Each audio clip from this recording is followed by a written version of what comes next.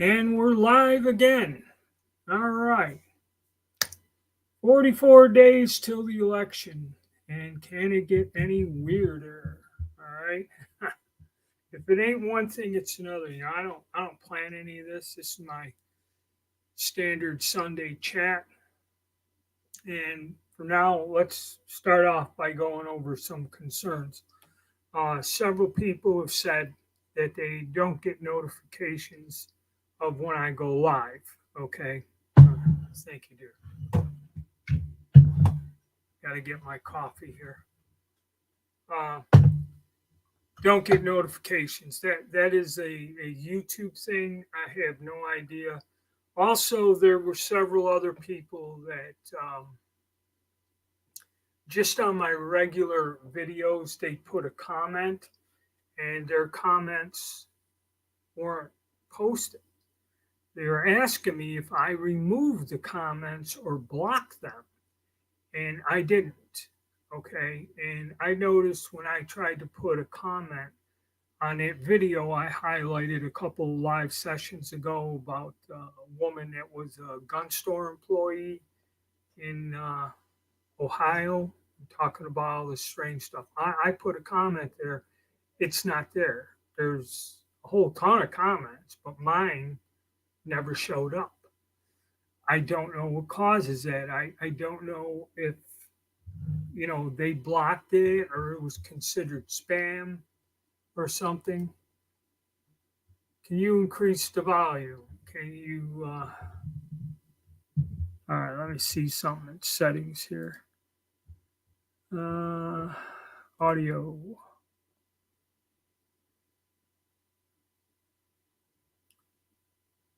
Okay, let's try this. Let's try one of these. Gain and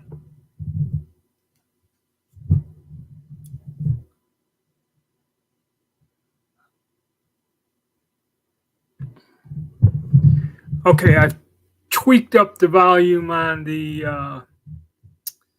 mic. Did that help you there, Alan?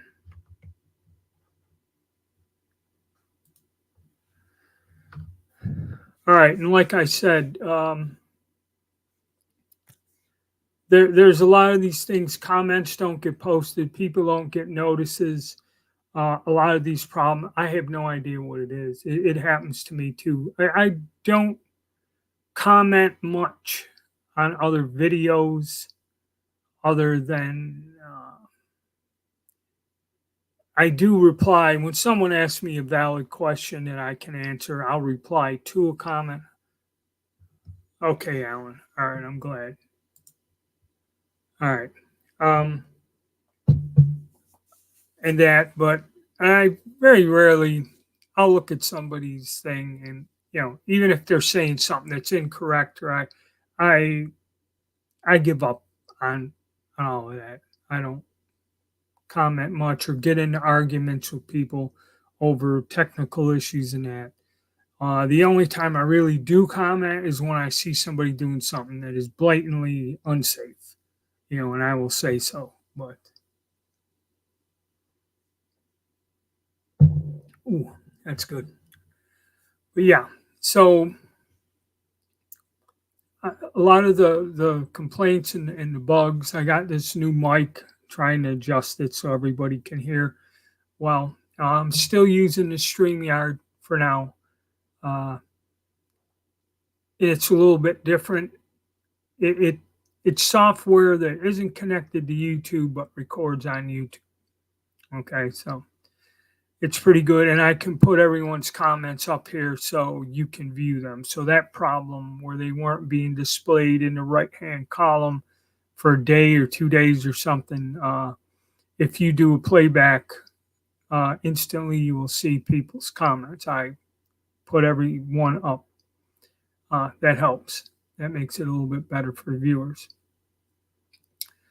So, in covering all that, we kind of discussed mill surplus guns, what's coming in the country recently, and a lot of it too, political, economic, and all that other stuff. going on, and it's like every day. I just did this countdown. It's just something that just popped in my head. And I think I'll go with it. Might as well, while I started it, might as well keep going. People do show up and engage in the chat, so why not?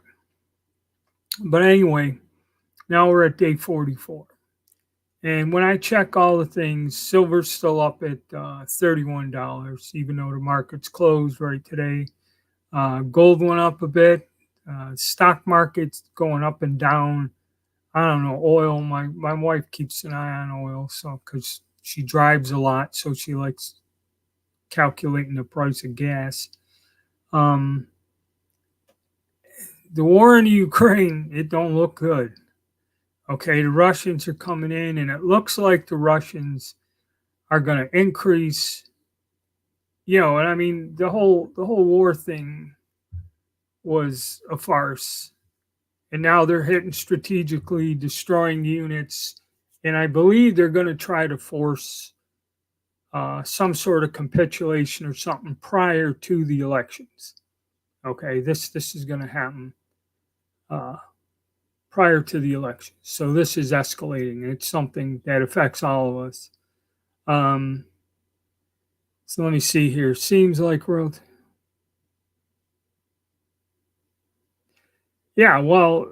the only supply they found a stockpile. This is another thing about global stuff. We've constantly been at war with piracy in that area, and Somalia is one of the countries, Somali pirates. Okay, this is some underhanded political crap, and this goes on forever. So how this fella got in there and negotiated this deal, which I don't really believe Somalia is one of the most popular countries with the United States of America, number one. So how this guy got in there, it's kind of like the guy that Military Antiques or whatever went up there in Nepal and got that stockpile of weapons in some cave on top of a mountain or some insane shit, been laying there forever. I think the flintlocks, the stocks rotted away in the dust, So they've been there so long. So he got a lot of other strange stuff, cannons and other things. Not so much modern artillery pieces, but he got a lot of weird things out of there. And this is another one. This is where they turned all these weapons in basically in a tin hut, and they laid them there. And there's stuff that, the Italians control the region. So the reason you're seeing a lot of Austrian guns is Italy was on our side in World War I. And when we won the war and it ended, part of the war reparations were the Austrians had to hand over a pile of rifles to the Italians. So that's why you have the antiquated Italian rifles, you have all these Austrian guns. And basically, then after World War II, all the captured German weapons and that was a free-for-all on who got them. There's U.S. weapons, carbines, Garands, Thompsons, machine guns, all kinds of crazy stuff ended up down there. And it was just piled up there. But the thing is, it was never maintained. It's just like taking firearms and piling them up in a shed behind your house. All right? And they sit there for 50 years. All right? These things, that's why they're in bad shape. They were never maintained. They were never dipped in cosmoline and placed in proper storage. They were just stacked there to rot. And that's what they did. All right, Sean's here. Well, Hunter's Lodge was another one. They'd always I bought stuff from them years and years ago. Okay, some Spanish rifles come out of South America. And they look like they were stored underwater for a while or something. I mean, they're in pretty piss poor condition. They were complete guns, but they're in really bad shape. And 40 years ago, it was pretty easy to find a nice version of these guns pretty common for a few dollars more. I'm talking like $30, $40 more. That's the problem with the mill surplus. All right, but going back to the situation here, so war in Ukraine don't look good. So I think they're trying to pull a fast one. See, when we're coming to the election, there's a lot of weird things happening, and that's kind of why I'm doing the countdown. Now, I was told this morning, and I seen on the news that at a Trump rally in Arizona, all these people that were in the audience, he put people in standing on both sides of the podium. The left side didn't get it, but anybody on the right side, all these people are going in the emergency room and their eyes are burning. They can't see. Some are blinded to a degree or so, supposedly. And the only thing, they're checking allergies, this, that, and everything else. But one individual, the doctor said you had something sprayed on you, an irritant, or now they're even going to say chemical weapons, okay, or some sort of a, which the military does have non-lethal irritants, you know. So I don't know. That's another wild card come up. How true it is, because a lot of the people don't wish to be named. One person was a political activist there. Yeah, and see, this is when they're looking at the situation here. Again, it's all politics. The Russians are putting pressure. And the Russians, they have satellites and everything else. They could drop a missile right on top of your head if they want. So they've been screwing around all these years, and now they're starting to make some decisive strikes. And Zelensky says he wants more weapons. Okay. Money for weapons or whatever. And one analyst said, even if Trump's bragging, he said about, I'm going to make some phone calls on it. And he goes, the problem is the Russians are winning the conflict. The Russians are going to dictate the terms to end the war. And the West is not going to like what the Russians say. Okay, and there's going to be no argument. And they will let this drag on. And he kind of assumed that Trump said he will tell Putin, well, here's the deal, kind of favorable for us, favorable for him. And they said at this point, the Russians are just going to say, no, you're going to do this. And then he said the only choice Trump would have is to flood the country with weapons. Okay, now this is an opinion, but he says the United States is not in a position to do that.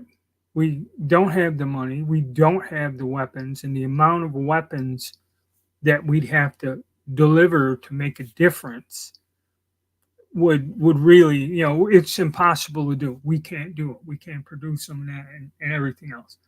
They've been consuming artillery shells or whatever they say, and we've sent them planes, we've sent them tanks. And the problem is, it's not that our equipment is second rate. It's just you need people trained and experienced on how to use the equipment. Okay, and that's why you see a lot of the Abrams tanks on display in Moscow, a lot of the planes shot down. And, to match the Russian Air Force, you need a shitload of planes with people trained to operate them. Okay, you got to remember, these people, I don't know how they change the plane over from English to whatever. All the switches and controls got to be printed in English in there. How are they going to turn that over in Cyrillic? I don't know.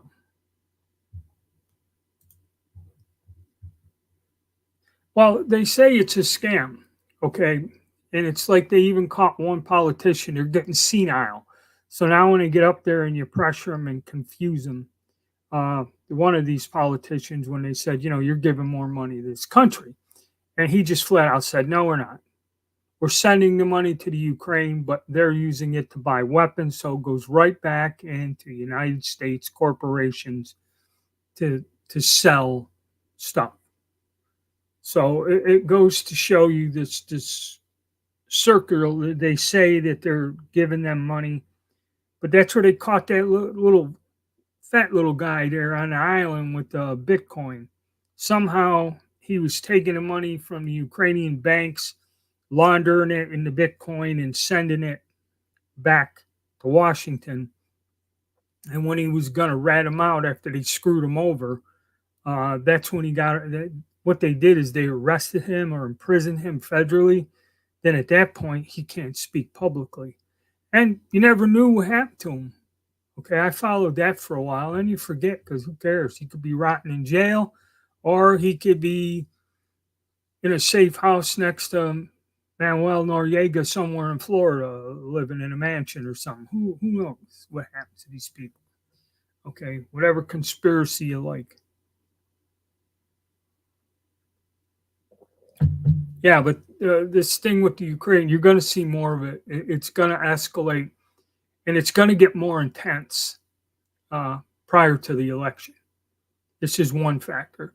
I haven't even looked at what's going on in the Middle East because that's another thing that you're not hearing anything good happening down there. Okay, and that's worse than what's going on in Europe. Okay, then on top of that, the economy. I don't care what anyone says. They said they went back a half a percentage point on the interest, but I don't think it really changed much of anything. It didn't make an impact on inflation. It didn't do what everyone predicted it would do. All these guys that are into the numbers and the stock market and the gold and silver prices and everything else. I mean, they both jumped up a little. Gold went to an all-time high, and silver went up to $31, but it was peaking out at 32 a couple months ago. So, who knows? Okay, you can't trust any information out there. Nobody knows what's real. Yep, Israel, second front.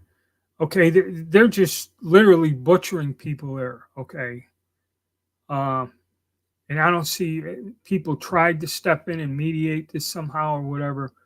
But again, the impact of this on the upcoming election or our politics here, our political situation. Oh.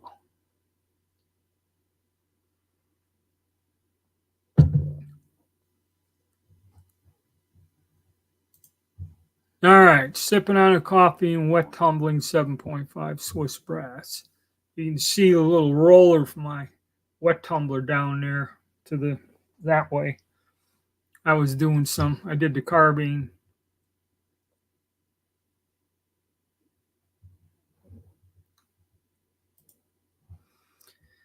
Mediation in the Middle East, a complete waste of time. Yes, it is, because both sides, when they ask the people, you ask the Israelis, they tell you it's in the Torah, the Bible, and God said that this is their land.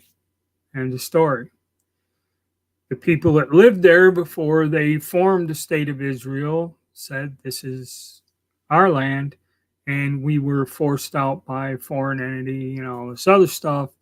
And I've been told there will never be peace in the Middle East as long as the state of Israel exists.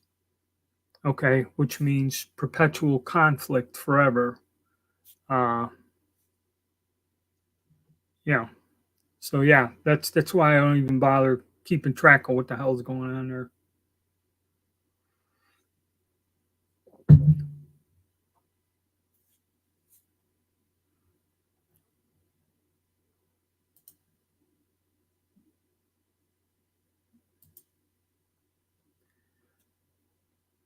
And that depends on what type of rifle that you're using. The early guns, the 1890 somethings or whatever, have a different type of barrel and are better off using almost a 312 bullet and that weird 3-groove rifling. Uh, I use a torpedo bullet. I think a 30 cal. I can't remember, but they should be accurate. What rifles are you using? 1911 K31, whatever. Yeah, 308 diameter bullets in the K31s and that, and the later models. I believe that's what the hell I was using.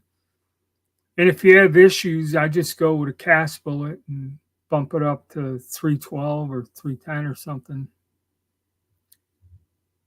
A lot of it too depends on the powder you're using.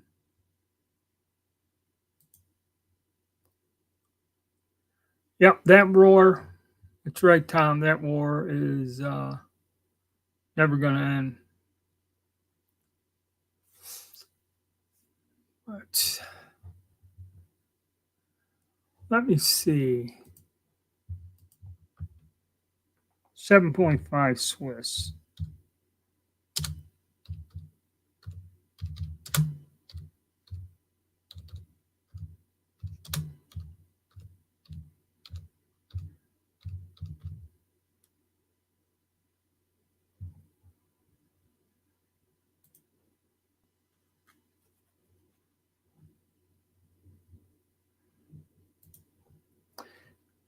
All right, Schmidt Rubin,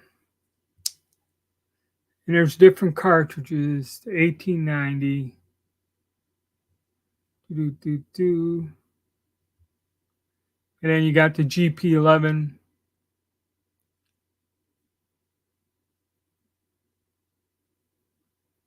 Let me see here.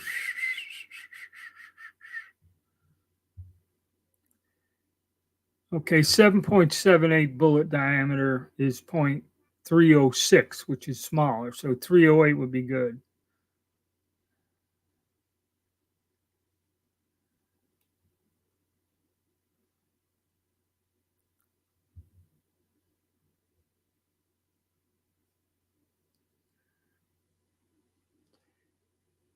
Now they got 130 grain, 150, 174, 180, 200 grain bullets. So this ammunition has changed, but right off the top of my head, a 308 bullet should be fine. A jacketed bullet.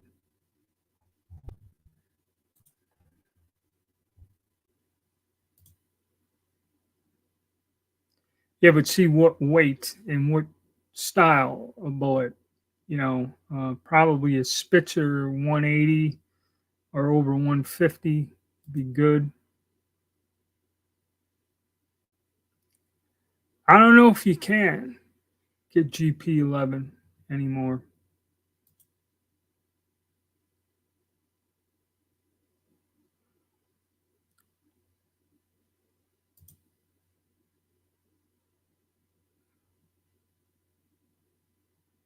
Yeah, 175.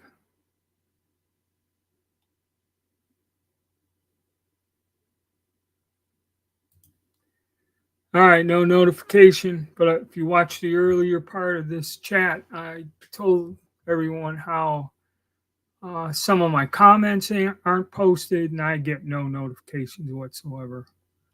All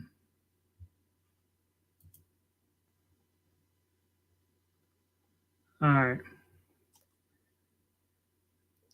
Yeah, so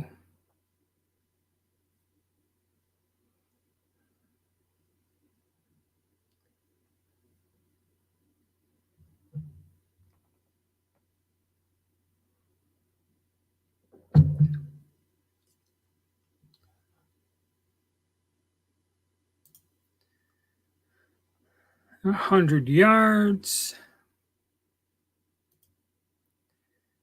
All right, Gun Geek is here. Notification's been broken for years. All right, and now to the bullet problem. 147 grain pulls. What brand are they? Okay, because if they're PPUs, they're going to be 1,000ths under said diameter. Let me look at something.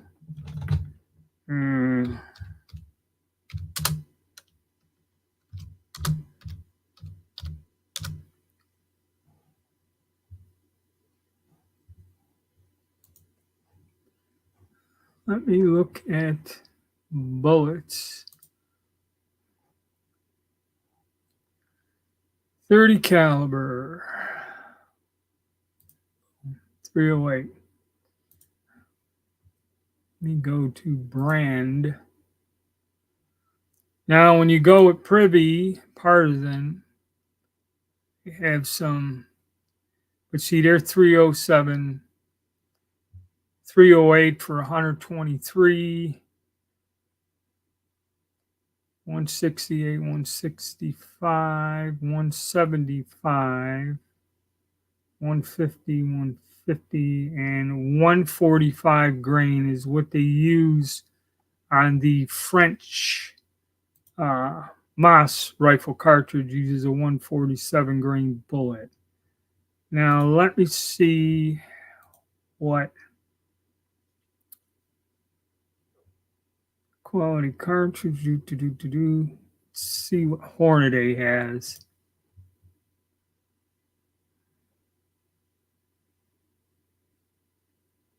Hornady goes from a 140 to a 150, not a 147. So what brand of bullet kind of would also have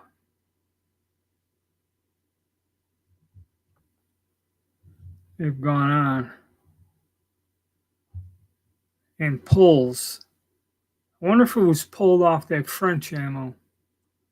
Because by now, all that stuff that came from Syria in the 80s probably isn't going off. Half of it didn't go off back in the old days. Yes, I am still doing the channel, but I haven't posted anything in quite a while because I just haven't had time to work with it. Between doing the lives, testing the shotguns, and doing research there, I kind of got out of the gold and silver channel. But I have made some things I should address them. Some of the stuff that I picked up recently, more collectible stuff that's interesting other than that. And I should make a few commentaries on the prices and the situation there.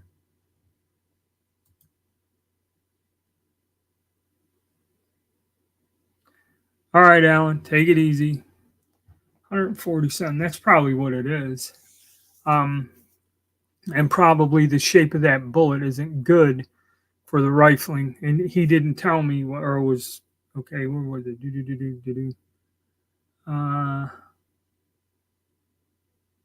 K31.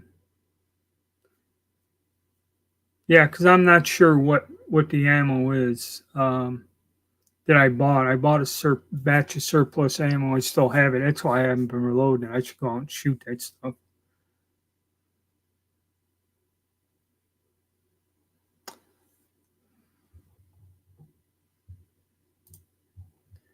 All right, what's the best 357 ammo to fire from a lever gun?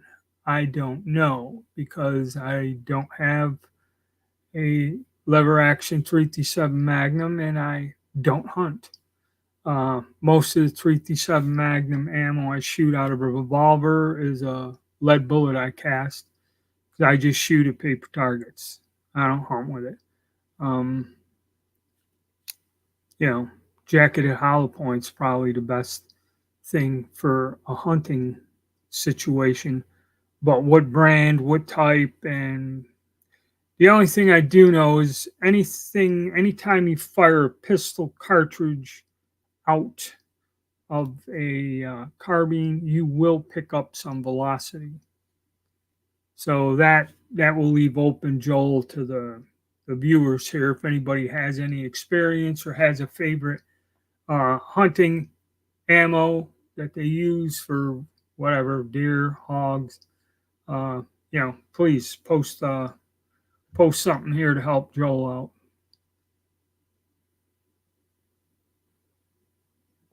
And another thing, like off the shelf ammo, some ammo, what you do is you get a few boxes, the different brands available, fire them through the gun, and you will find that the rifle, for whatever reason, will like one type of ammo maybe more than the other.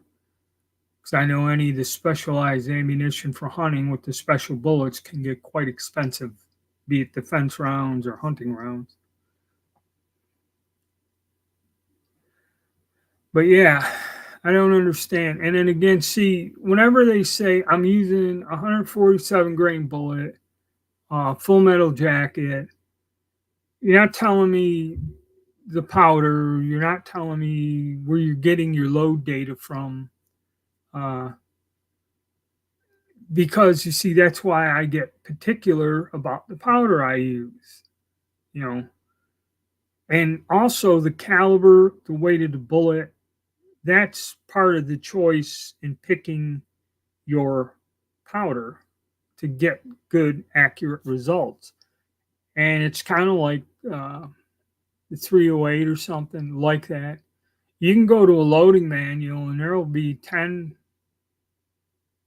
recipes for load using 10 different powders, same bullet, and the results, you find that one of the loads works a lot better than the other, but it takes time and money to sit through there and do that. Because if you're going to test 5 different powders, now that powder is $80 a pound, so,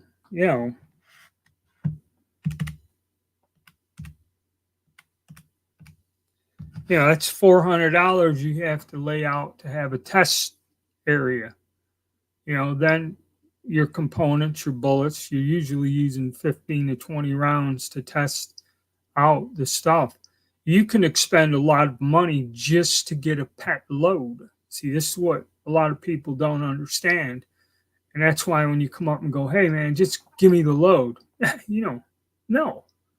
Okay, I might have spent $300-400 to come up with this load, and a lot of time, a lot of effort, a lot of studying it to say, when I say I know this does this, okay. And then another thing, when you tell people, well, use IMR this or reloader, whatever number, and you get, well, I don't have that powder. Yeah. And then there's a lot of companies selling these powders that are foreign powders. And it's like that. A lot of people tell me you get that reloader's choice or something, and it gives you this vague chart of what, you could probably extrapolate something and come out with it. But it's not an older standard powder that's been published in several different reloading manuals over a period of 40 years. That's something I'd like to go with, okay? As compared to this is this powder and it's like this, okay? And that's the worst thing that happens. It's similar to this. Because I remember these guys told me at my gun club, they went to this gun range and they found a guy sitting there at a bench in a pistol pit, like in a state of shock, and parts of a 44 Magnum pistol scattered about. And what he would do is he was using a basic Lee loading kit with a scoop. And he'd go in there and throw a scoop, which, if you measure him, I never like scoops because every time I hear about people using scoops, things get weird. But you can do it. I did it with them 45 long Colts. I found a scoop, threw it in there, very consistent, worked out well. Okay. Where the devil in the details is the guy goes to a gun shop and says, do you have this powder? Which he's been using all the time. And the man at the store goes, no, but I have this powder, which is kind of like that one. It's similar to that.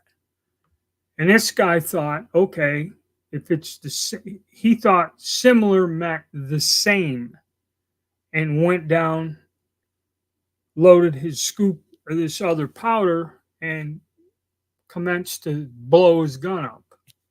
Okay, and I've seen this happen. I remember going to a gun shop looking at a Ruger. I think it was the new one. What is it? The G10 something, 101 or something when they first come out with them back in the 90s. And I went to a gun shop, and the owner goes, "What do you think of this?" And he brings this pistol out, and you can see where when the shell went off, it split the cylinder in two pieces and it went flying. The frame was bent and everything else. And Ruger makes damn good. The steel in Rugers are the highest quality you can get. Most of the U.S. gun makers, their steel is the best. So I'm looking at how this is broken apart. And I said it had to be something pretty severe. I said I'm looking at because I never seen nothing like it. And what it come down to, this guy tried sending it back. And believe me, they have experts when you turn this in. They kind of returned it. They refused to fix it because the guy finally confessed and came clean that somebody gave him powder in a container other than that and told him this is what it was. And it wasn't that. And he overloaded the cartridges and, I mean, blasted this pistol to pieces. Okay. So, yeah, if somebody hands you something that is written on the outside of the can, written over what's on there, you just throw the goddamn shit away. Okay.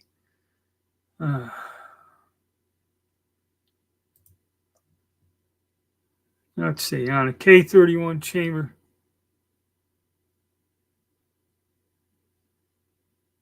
Yeah, because it's a 306 bullet. But another thing is the bullet shape and the weight. I believe like 180 or something would be a good bullet. 139, that's probably his problem. Then he's not, again, like I said, he's not stating the powder. There's a whole array of things involved that can cause a problem. Okay, yeah, and I found that on some of the Swiss straight pulls, the throats are tighter or the barrel's tighter, and it creates a problem getting the cartridge in. It comes down, and it varies from gun to gun. You have the same model gun, ammunition works fine, shoots fine in this gun, but you put it in this one, the barrel's a little off. Thousandths, 2,000ths tighter or whatever. And it's not out of spec. It's just that's the way it goes. That's how you become an experienced reloader, is you understand these things. And again, a general statement, I can't get accuracy out of it. Well, are you using shooter's choice powder? What powder are you using? What are you going by? And 139 grain bullets, they got to be pulled off that old Syrian ammo for the Moss rifles. Okay, that's my only guess. Is somebody had a bunch of dead ammo and they bought it for nothing.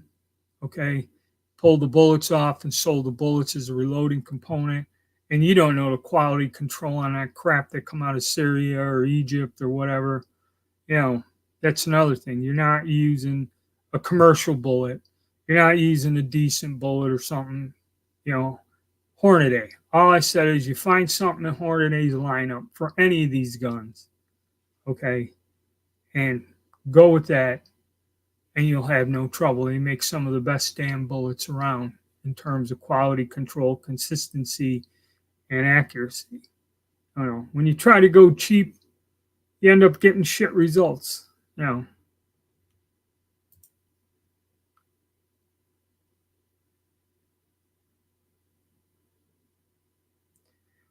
Well, Sean, another thing, we had the fellows from up Canada, 314 sportsman there.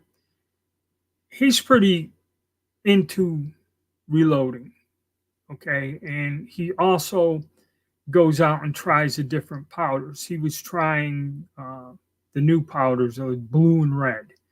Okay, so he went and got some, and I give him credit. He did his own research, his own experience, and And he went and he said he gets halfway decent results or good results working with these powders. Okay. And they're trying to narrow, like IMR, and the number 40, that's in reference to burn rate. So IMR, say you got 8 different powders. Well, now they're trying to condense it where you get 2 general powders that kind of cover all the bases. And whenever they do that, you're not going to get fine accuracy in some guns. Okay. And they're doing it to narrow down the production runs and what they're making. But the weird thing was, he went and did some work with it. He was satisfied and he was explaining to me the results he got. And I don't think they manufactured that powder for, I don't know, 4 years maybe or something like that. They stopped making that. Okay, the new powders. And there's a bunch of stuff that's AR-15 related and that, because AR-15, that's a tricky gun to reload for. Okay. You got to balance functioning, velocity, and all that other stuff. And there's not a lot of powders that'll give you good results. I've never found something. The 55 grain bullets I got with an IMR powder, which was the original powder that, what's his name? Stoner, uh, Eugene Stoner used. Okay. And the military had contracts with a company made ball powder. And then you ran into issues with the early guns. They're very tricky to load for. It's kind of like the 6.5 Grendel. Okay, you were getting load data for somebody shooting that in a bolt action rifle with these compressed charges in that. And those loads don't work worth a crap in an AR-15 platform. They'll work good in a custom made bolt action gun. So that's where it's kind of tricky.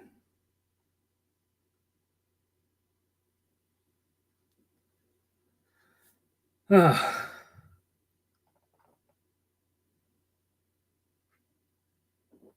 me get a coffee. I gotta take a coffee break, guys. And his daily live chat's kind of wearing my ass out. I'm glad people show up, but like I said, God forbid. I was wondering, hey, I'm gonna run out of things to talk on these things about the election, but that ain't happening. Okay. Trying out some 30-40 cast loads today. Lee 312, 185 grain. That probably will work. I forget what I got. I got a bunch of molds. I have to go through them. I gotta sell some that I don't use anymore. I bought some from NOE, and I got 312s with some hefty bullets for the Craig, for the Mosin Nagants. I think I even got a couple in, like, for the Mosins and the 7.7. I got some 314s because you go a couple thou over the groove diameter on those, so that might be good. But yeah, that should do. I did some cast bullet loads years and years ago. Okay, that's a good powder, but I don't know. I use that in a giant 11 millimeters, 10.5 mils. It's good accurate powder. I tried using it in Mosin Nagant 7.62 by 54, and it let it to hell. Probably I had issues getting. I still have issues getting decent alloy. Okay, and I let it the hell out of a barrel of a rifle using that. And see, the pressure's low. I found, what the hell would I use? Actually, for like 100-yard shot in the 8 millimeters in that, I use either green dot or red dot. It's like 14, 15 grains with a bullet about 180 grains or something, a cast bullet. And that kind of works well for me. 5744, that's when I'm driving a real heavy lead bullet out of an old gun with like a 30-inch barrel, then that stuff is a champ. Okay, the Verndl, 11 millimeter Mauser, any of that, that powder, I can replicate the velocity. I get a bullet the correct weight, it fits in there. I can just about replicate the velocity of the standard loads, whatever's listed, which is pretty good.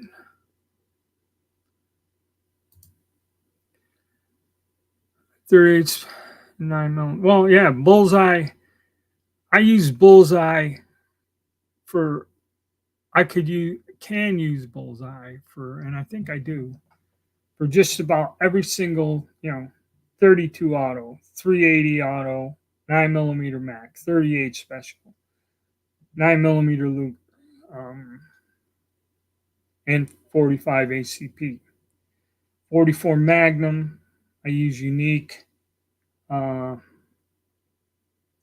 think I use the bullseye in a damn 40mm load too. Yeah, because I tried power pistol in some, and it works okay, but it's hard to get. It's not a bad powder, but bullseye, you can load just about any handgun cartridge with it. You know, the 357 Magnum with a jacketed bullet, I use blue dot, is about the only odd one, and I think that real fine true blue I use in 38 Smith and Wessons with the 200 grain bullets for the Webley revolver. That's the only time I'd use something different. I found good results with that. But for handguns, bullseye just about covers them all, and it works well. The only thing is you got to make sure you're not using a ton of it. The problem with bullseye is you can get double charges if you ain't paying attention to your, because it uses so little of it that you have to pay attention to that, or you get screwed up. It's the only downside to it. Morning, Joel. Yep, we all are, I guess.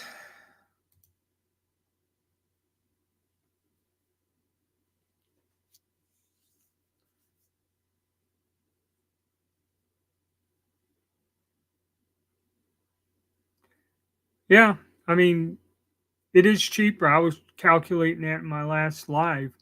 It's cheaper for me just to go buy a case of Blazer brass than to even bother reloading 9mm. 38s, 45, same thing. It's a shame to say that, but they've priced you out with powder primers, and if it's available, you know.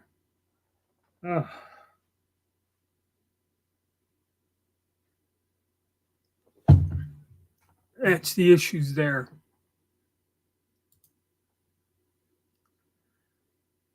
Well, that's good.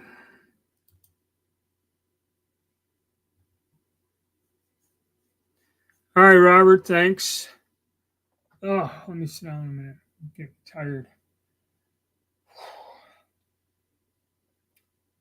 Yeah, I got some more range videos coming up. I got out to the range this week. Got a little bit of footage. Nothing spectacular.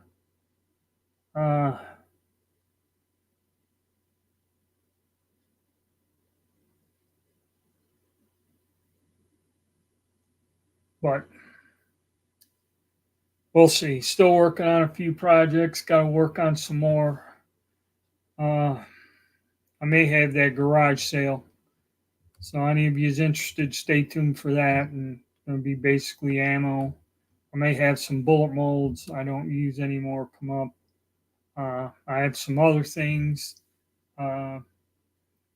It's a long shot, but I'm going to have some things that are not gun related. It's going to be basically a virtual garage sale.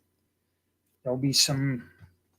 I have a bunch of stuff like these buffalo nickels and weird crap. Had jars in that of them, wheat pennies. Nothing valuable, but anybody who's interested in them. I'm just going to try to get rid of all this stuff. Starting to lighten the load and clean up as we go. But that'll be coming up this week, I guess. And all the details will be on Rumble. Titan followed your videos. I shot a few rounds of 4 shot without failure. I want to shoot. Okay, that the Titan will not function with any 12 gauge ammunition, be it 2 3/4 or above. It does not reach 1,300 feet per second. If you put the game loads on there, if you watch, it will not cycle them. So you have to fire ammunition in that velocity. Now on the box, it's velocity. They don't tell you drams or express or anything like that. The old terms are all gone. So yeah, if you do that, it's fine. The thing about 3-inch magnums is some of that stuff is pretty hot, pretty intense. And that gun isn't exactly made out of the finest materials on the planet either, okay? And if you get something really hot in there, if you notice that little piston has that little metal ring, I believe when you fire that, that thing expands. That's why it's split. And, you know, you ain't going to do it. So I would not fire steel shot in there. You know, double aught or aught buck or triple aught. I think triple aught in a 3-inch magnum is long, because I got one 3-inch magnum. It's going 1,700 feet per second with a 1-ounce slug. I think that would screw the gun up.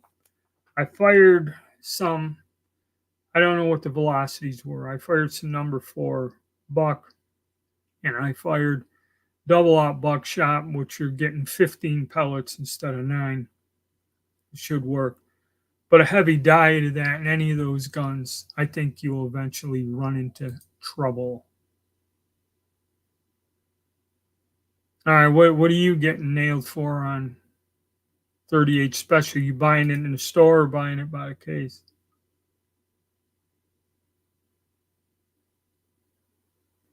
That I don't know. People say that. People took them bullpups out and right off the bat was shooting trap loads in there. I can't get anything to cycle in the Centurion. So, you know, some people say this. I have not seen that. Anything going below 1,350 feet per second does not cycle any of those. The AR-15 styles, the Titan, it don't cycle. Okay. And unless I get a whole bunch more people sending in money for a membership to fund this, I'm not going out and burning up $200 worth of shotgun shells to see if it breaks in to shoot better, you know. But some people say it does. I'm not seeing it. Of course, I put 100 rounds or something. I don't know what the break-in period is. 600 rounds, you know. I don't know.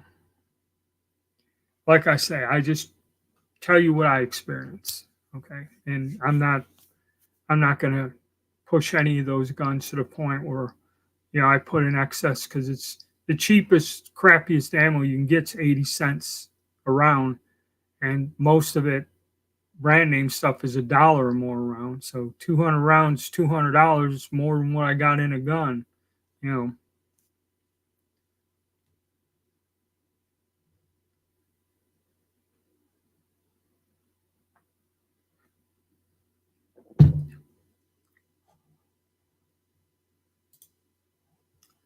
Check out Zeus Air Rifle.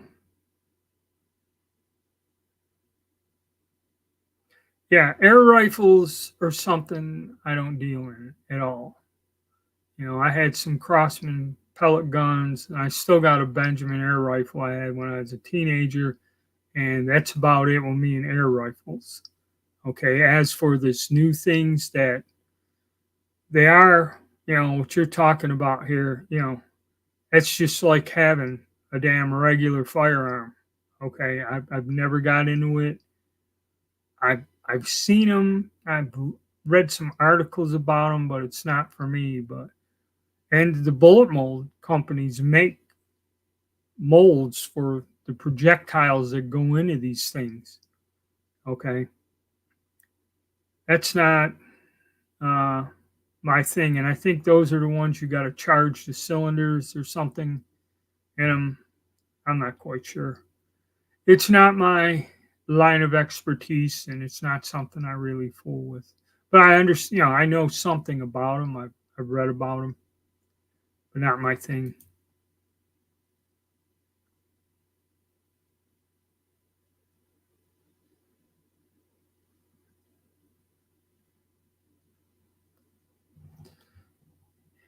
You got to look around. Let's take a quick check here.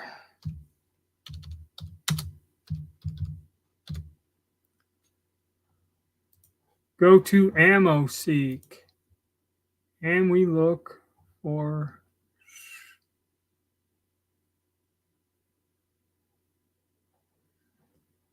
ammo, handgun, caliber 38 special, no brand, and I like 158 grain bullets.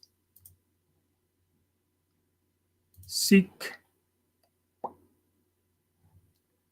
redo search, put in shipping filters because shipping can kill you on any of this. Looking at 33 cents a round, which ain't really terrible. And if you ever wish to buy anything and get a deal, you go 1,000 rounds, which TPG, remanufactured, aluminum, brass. You're looking at about four and a quarter, 39 cents a round. Okay, if you go and buy a box of 50, standard box, goes up to 38 cents a round. Okay.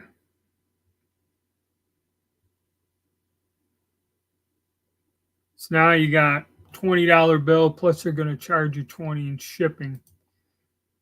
The best thing to do, all you guys, the best thing to do is get together with your friends, and that's what I do, and buy a box. See, like I was telling you, the difference is 38 cents a round and 32 or something. Buy a case of ammo and then split it up. Save yourself some money. Because if you're buying one or two boxes, they're going to charge you. You got to go over $200 or something to get the free shipping. All right. And you can find some deals. Like my friend with Sales Tax Net, we're looking at, what is it? $268 for 1,000 rounds of Blazer brass. You split that in half with a guy, 130 for 500 rounds, So that's the way to do it. Because I've done that. Like I bought the 3-inch magnums. I bought a couple of these, this and that. And it turned out to be quite expensive for the number of rounds I got. Plus 3-inch magnums for testing the shotguns is going to be expensive anyway. Where if I bought a case, a 250 of the shotgun shells with free delivery, some places do charge you sales tax. And I got double aught buck and slugs for about 80 cents a piece, which ain't bad. Usually your 12 gauge buckshot and that, any of those type of rounds are going to go well over $1. Yeah, I'd say, that's true, Joe. It is kind of a powerful air rifle. What's the price? Let's go back to that. What's the price tag on something like that?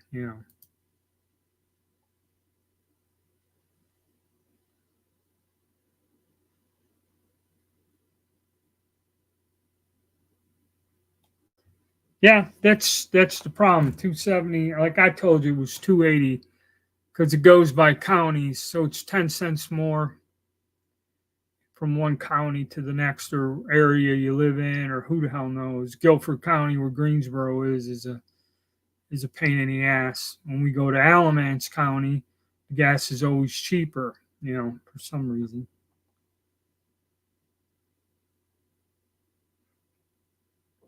And your tobacco tax for cigarettes or whatever the hell you're buying varies from county to county also, which is a pain in the ass. 369 Southwest Idaho. Yeah. Yeah, nothing's really close by there, is it? You got to drive around in that area.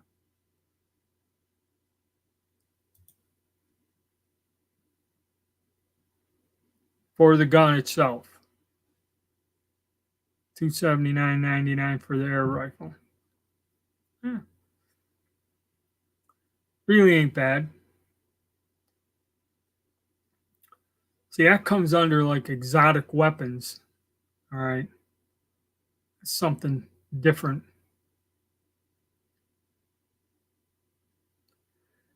Yep. But it ain't going to look good. So I don't know.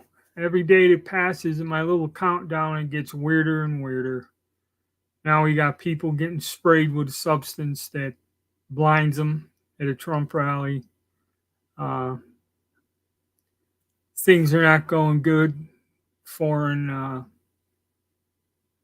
policy and that. The economy, God only knows it's going to happen. And, everybody, like I said, with somebody asked me about the gold and silver, I should go do a video. I have to warn them because I seen on Facebook where they're selling silver rounds and they're actually selling PAMP gold bars. Okay, 1 ounce gold bars and an assay card. There's this thing selling, and when you come up, it gives the company name AppMex, which it's not the AppMex or AppMex website. Okay. Now gold is at $2,600 some dollars an ounce, and that particular bar is probably it'd be $2,800 for that item. It's probably the going rate. They got it on sale from $4.99 to $180 or $90. So, the cons, that's another thing I got into that. The cons that are out there, okay, if something normally costs $2,800, you're not going to get it on sale for $198. Okay, it's fake. They're good fakes. I've tested them, and Facebook allows this shit to go on, and people are getting friggin' ripped off like crazy. Okay, and then you're seeing this. They nailed a bunch of people up there towards Reedsville, Mega Bay. And I don't know if you're familiar with Reedsville. It's north of me. There was a pawn shop selling 50-gram bars. Okay, not 1 ounce. I think 50-gram bars or something out of this pawn shop. And he sold a bunch of them to people, and they're all fake bars. Okay, I get them from China for $20 a piece. Doesn't matter what size. I get them in 5, 10 grams. I did a study. I got that machine that tests them. And there's ways you don't need the machine. There's ways you can figure out how to look at this shit and know it's fake. Okay. Fairly easily. And it's just greed and insanity. And people are screwing with stuff they don't know, be it buying gold and silver or, I found guns. There's a lot of people out there that really, some of the stuff they say and some of the comments they make, these people shouldn't be around any type of firearm. Okay, when I said something, I found that silica pack in one of them shotgun barrels. And some guy goes, oh, it's just a small little piece of paper. You could fire a shotgun with something in there and it'll just blow it right out the barrel. Yeah, that's when I get dumbass shit like that. It aggravates the hell out of me.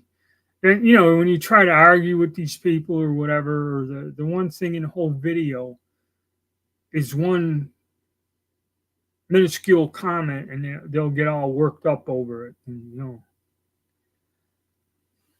whatever. But yeah, yeah, if you got something in shotgun, it'll just blow it right out, man. It ain't gonna do shit.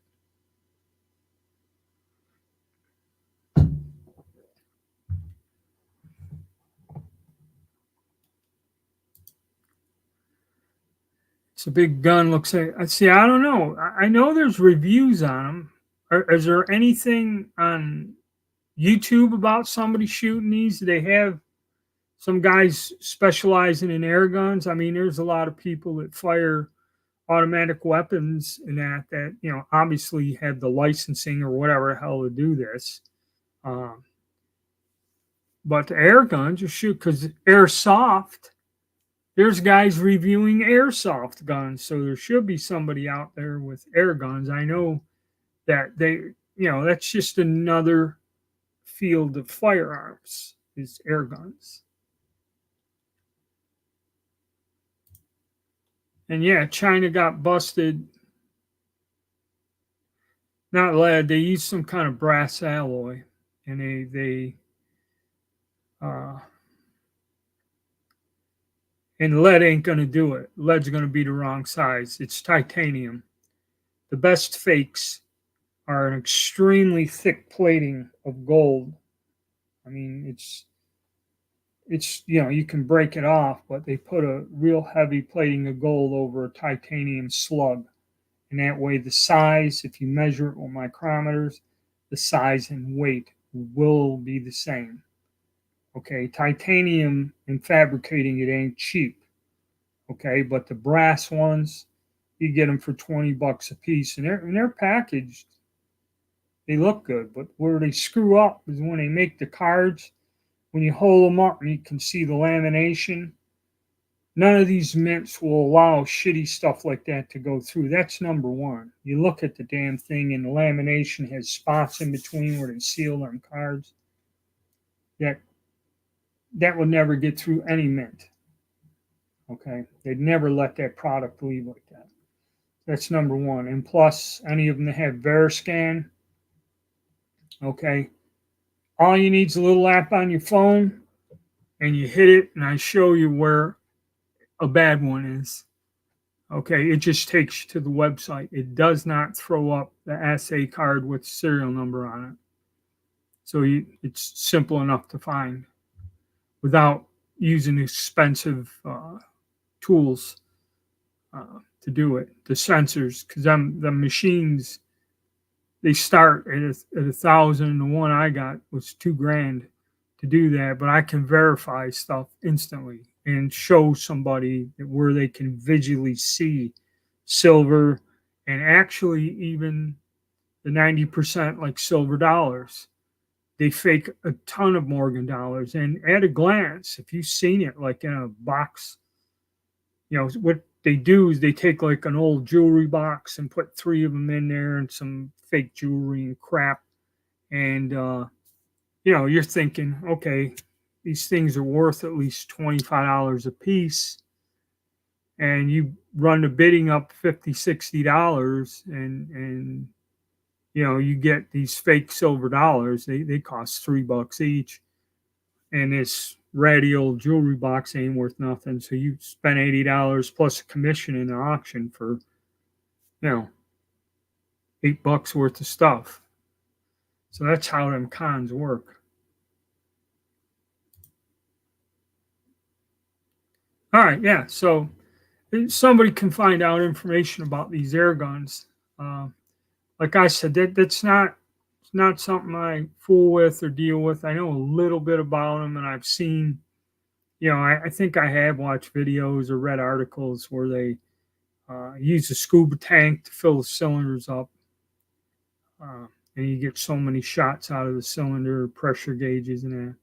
But that's pretty interesting to drive a 75, 54 caliber, 58 caliber lead slug out of an air gun. Okay, that is pretty wild.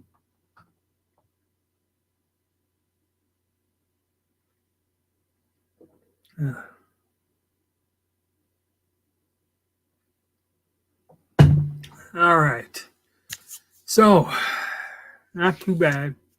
Had a good turnout so far. Kind of petering off. But yeah, it's getting tough. That's the thing, Megabait. Yeah, I don't know in a year or two where the hell I'm going to be. I have to go back to work or do something. And believe me, try and just to find some sort of part time job piddling around is a nightmare. Okay, and honestly, there aren't a lot of jobs. They cut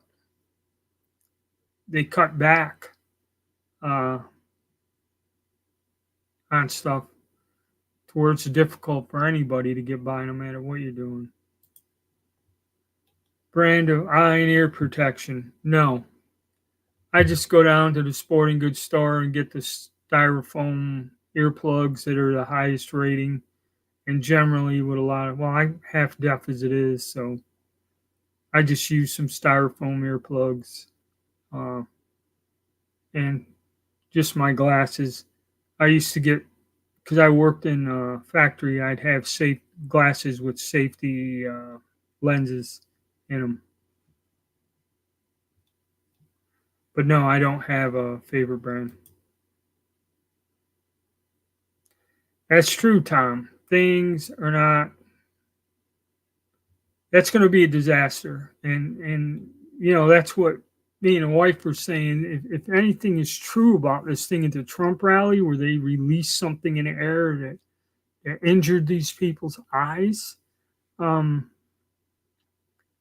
that means they know they're not going to win the election, and they're doing anything they can stop him or kill him or whatever. I mean, it's not good. It's weirder than shit, and it's quite obvious.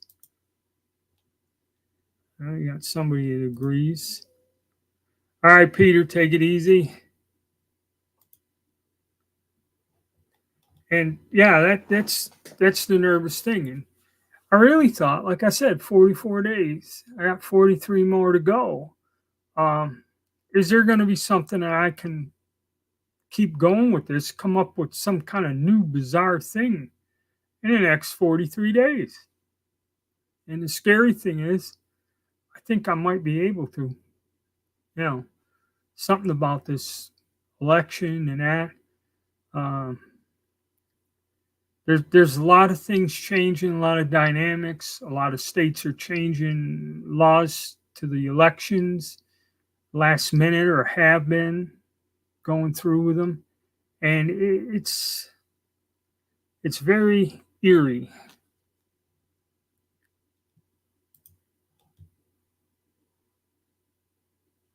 Yeah, yeah. I really don't know. Oh well.